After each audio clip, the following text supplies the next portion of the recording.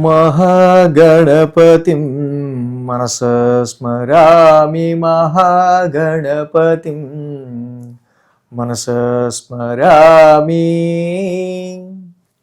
TR creations family అందరికీ నా హృదయపూర్వక ధన్యవాదాలు. అలాగే ఈ 28వ తారీఖు నుంచి ఇక కొత్త సంవత్సరంలోకి అడుగు పెట్టబోతూ ఉన్నాం, జనవరి 3వ తారీఖు వరకు కూడా.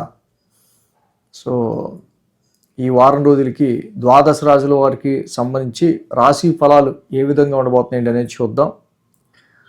అలాగే ఈ 29వ తారీఖు సోమవారం బుధుడు ధనస్సు రాశిలోకి మారుతున్నారు. వృశ్చికం వెరీ ఎనిమిక్ సైన్, ఆయనకి చాలా వరకు శత్రుక్షేత్రం అది. సో ఆయన ఎనిమిక్ సైన్లో నుంచి ధనుర్ రాశిలోకి మారుతూ ఉన్నారు. అలాగే ఈ వారం మనం చూసినట్టుదే కనుక చంద్రుని యొక్క గమనం కూడా మీనం, మేషం, వృషభం, మిథునం, సో ఈ రాశుల మీదుగా చంద్రుని యొక్క గమనం కూడా ఉంది. మిథున రాశిలో గురువు గారు వక్రస్థితిలో, సింహరాశిలో కేతువు, ధనువు రాశిలో రవి, కుజ, శుక్ర, బుధులు. అలాగే చూసినట్టయితే కనుక మీన రాశిలో శని, ఆయన గురువు గారి ఇంట్లో గోచారంలో ఉంటూ ఉన్నారు. ఈ విధమైన గ్రహస్థితి ఆధారంగా ద్వాదశ రాశుల వారికి సంబంధించి రాశి ఫలితాలు ఏ విధంగా ఉండబోతున్నాయి ఏంటి ఈ వారం చూద్దాం. ఇప్పుడు మకర రాశి వారికి సంబంధించుద్దాం. మకర రాశి వారికి తృతీయంలో శని, అలాగే వ్యయంలో శుక్రుడు, 2 గ్రహాల యొక్క అనుకూలత కనిపిస్తుంది రాశి వాళ్ళకి. ఏలినాటి శని కంప్లీట్ అయ్యి అలాగే శని యొక్క సంచారం, రాశి అధిపతి తృతీయంలో ఉంటాం. సో వీళ్ళకి 3, 4, 5, 6 స్థానాల మీదుగా చంద్రుని యొక్క సంచారం ఉంది. ఆదివారం శుక్ర శని 3 రోజులు కూడా ఈ రాశి వాళ్ళకి అనుకూలంగా ఉంది.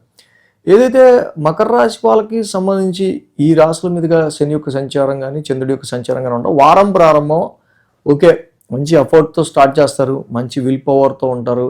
ఎటువంటి సిచ్యువేషన్స్ వచ్చినా పాస్ట్ ఎక్స్పీరియన్సెస్, ఏలినాటి శని ఎక్స్పీరియన్స్ ముందులో పెట్టుకొని కష్టపడడానికే వీరు ప్రిపేర్ అవుతారు.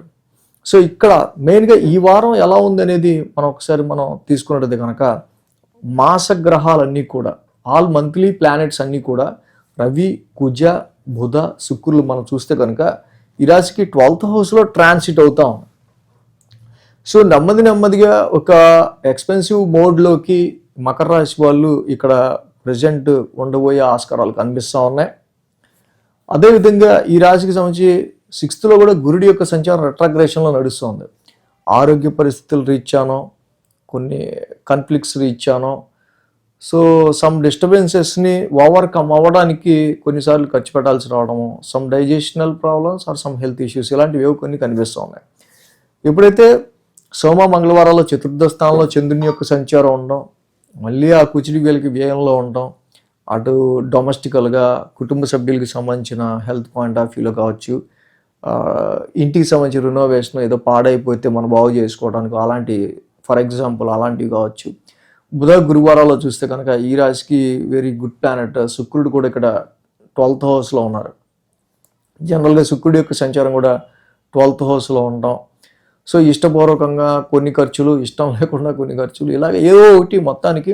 ఎప్పుడైతే మకర రాశికి వ్యయ స్థానంలో ఇన్ని గ్రహాలు ట్రాన్సిట్ అవుతూ ఉన్నాయి. ఫస్ట్ జ్యోతిష్యంలో మనం తెలుసుకోవాల్సింది ట్రాన్సిట్లో మెయిన్గా వారఫలాలు, వీటిల్లో ఇలాంటి విషయాల గురించి. ఓకే, ఇన్ని గ్రహాలు 12th హౌస్లో ఉన్నాయి కాబట్టి చేసే ప్రతి పని కూడా, ప్రతి చర్య కూడా మనకి ఎక్కువ హార్డ్షిప్ని, ఎక్కువ స్ట్రెస్ని, అనవసరమైన వ్యయాన్ని తీసుకొచ్చే ఆస్కారాలు ఉన్నాయి. కాబట్టి అన్నెసరీ ఇష్యూస్ జోలికి పోకుండా అవసరమైన ఖర్చులు పెట్టుకుంటా జనరలైజ్డ్గా హెల్దీగా ఉండటానికి ఎక్కువ ట్రై చేయాలి అనే పాయింట్ అర్థమవుతుంది ఇక్కడ మకర రాశికి మెయిన్గా. సో కాబట్టి ఇక్కడ వారాంతానికి చూస్తే మళ్ళీ శుక్ర శనివారంలో చంద్రుడు 6వ స్థానం సంచారం ఉన్నారు. మళ్ళీ గురువు గారు కూడా రెట్రాగ్రేషన్లో ఉన్నారు. సో ఇక్కడ శత్రుపేడకి సంబంధించి కావచ్చు, ల్యాక్ ఆఫ్ కోఆపరేషన్ అండ్ ఎదుటి వాళ్ళ కోఆపరేషన్ సరిగ్గా లేకపోవడం కావచ్చు, ఇలాంటి చిన్న ఇబ్బందులు ఏవో కనిపిస్తూ ఉంటాయి. సో కాబట్టి ఇందాక నేను చెప్పిన విషయాల్లో కొంచెం కేర్ఫుల్గా ఉంటా మకర రాశి వాళ్ళు ముందుకు వెళ్ళడం అనేది ఈ వీక్ ఎక్కువగా వెళ్ళి తీసుకోవాల్సిన ప్రికాషన్. అటు వ్యాపార పరంగా తీసుకున్న ఖర్చులు కనిపిస్తున్నాయి, ఎడ్యుకేషన్ చదువుకునే పిల్లలు చూసినా టైం వేస్ట్ ఎక్కువ చేసే ఆస్కారాలు కనిపిస్తున్నాయి.